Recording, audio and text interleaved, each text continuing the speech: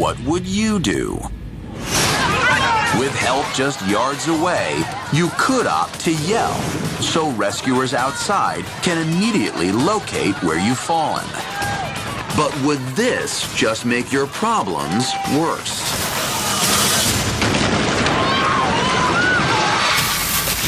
The air around you is saturated with dangerous, suffocating dust. Dense, non-organic particles, like pulverized concrete, can travel deep into your lungs. Even though your throat may be clear, you'd feel as if you're choking as your lungs struggle to absorb oxygen. You're suffocating. Within minutes, the lack of oxygen could make you pass out. If that happens, you may be the building's next victim.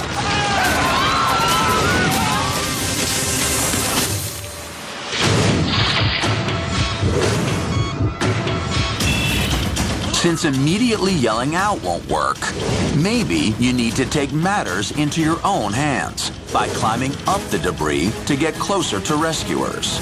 After all, you want to give them the best chance of saving you. But the structure around you is totally compromised.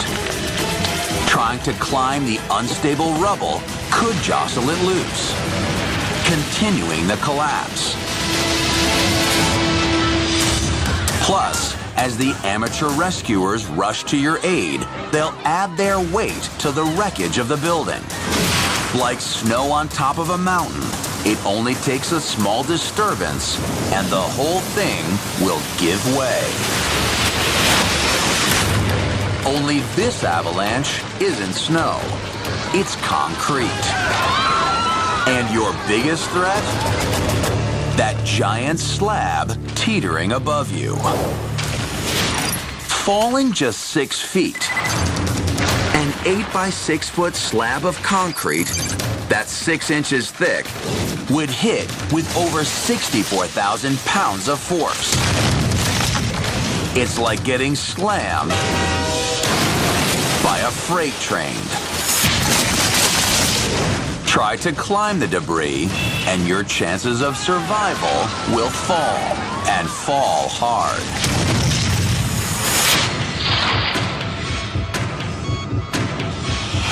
So what should you do?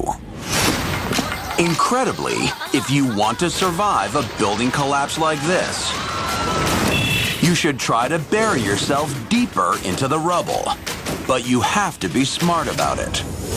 First things first, don't panic. As the dust settles, cover your mouth and calmly get out from underneath the opening, being careful not to disturb the precarious structure around you. Find a stable, covered space, like under a fallen wall. Experts call these spaces survivable voids. Only call out if you hear rescuers nearby, or even better, tap out a repeating pattern on a piece of metal rebar.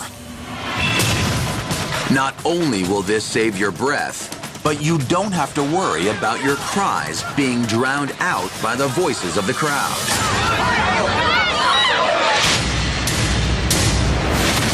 It's not uncommon for people to survive for as long as 4 days in collapsed buildings.